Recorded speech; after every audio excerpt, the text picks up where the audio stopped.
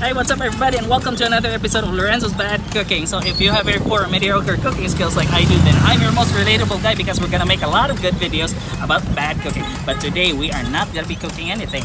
We are gonna make gala around Cebu. So how much do you know about Cebu? I have here an expert with me. Say hello to Sir Bryl. He conducts heritage tours around Cebu.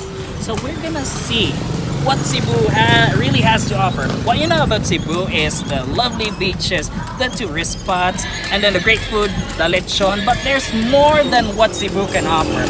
Most of it are heritage sites and the long history of Spanish colonization. We're gonna see a lot of it here. Okay, Sir Brad, so can you tell us about this amazing one? Okay, this is a heritage monument. It was built in 1997 to remember the heritage and culture of Cebu in one setting. This is a very historical place. This is Parian. This was the name Parian came from the word pari-pari, which means to trade or to barter. Because this area here was the area for trade and barter with the Chinese, even before the Spanish came. So eventually, when the Spanish came, although there were already Chinese residents here, but this cannot be called the Chinatown of Cebu, because in reality, Cebu has no Chinatown itself, because there was no separation between the Chinese and other people who are living here in Cebu. That's why people who are visiting in Cebu really ask, is there a Chinatown in Cebu? The answer there is there's no Chinatown in Cebu, because Cebu in itself is a big Chinatown. It's a big church. Yeah. Just across the Heritage Monument, you will see the Yap San Diego Ancestral House. This house was built in the late 17th century and is considered one of the oldest houses in Cebu. Owned by Don Juan Yap and Doña Maria Florido, the house is still in its original state and now operates as a museum. Along Eduardo Aboite Street, you'll find another beautifully preserved house, Casa Gorordo. Originally built in the mid-19th century by Alejandro Reynes, it was eventually bought by Juan Isidro de Gorordo, and 4 generations of Gorordos had occupied the house, even the first Filipino bishop in Cebu, Juan Gorordo himself.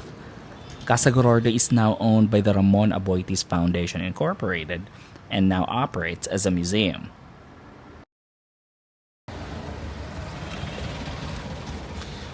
So, Sir Bryl, kinsa man ni siya? This is Raha Humabon, no? So this is Plaza Hama Bar. This was built in honor of Raha Humabon.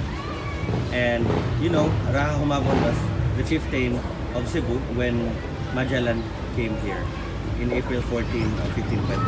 So he's a very strategic chieftain.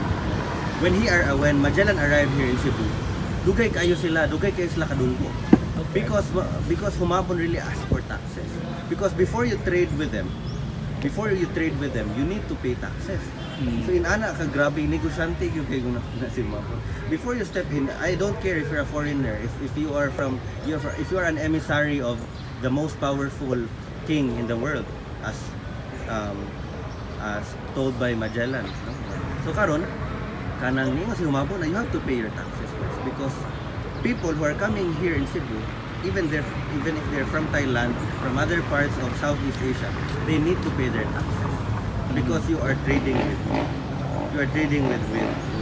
my territory.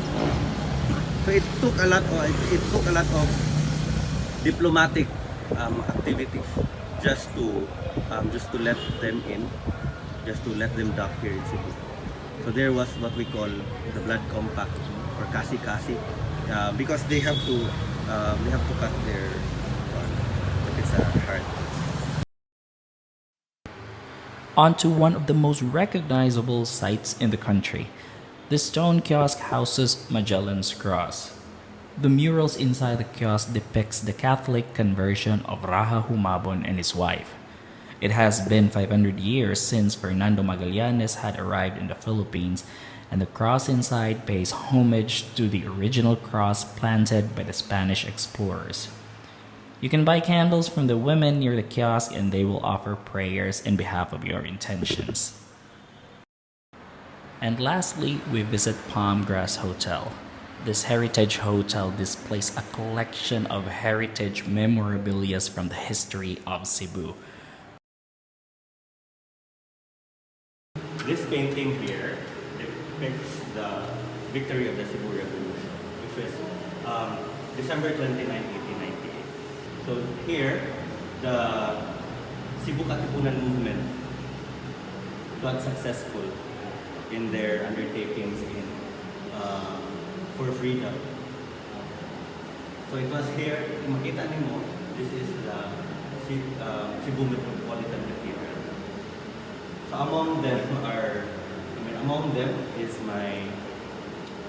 my ancestor, Gregorio Salazar. Here, di lang siya makita, but these are the names of the heroes of the 1898 revolution, the Cebu Katipunan movement. It's a long list, di lang siya makita.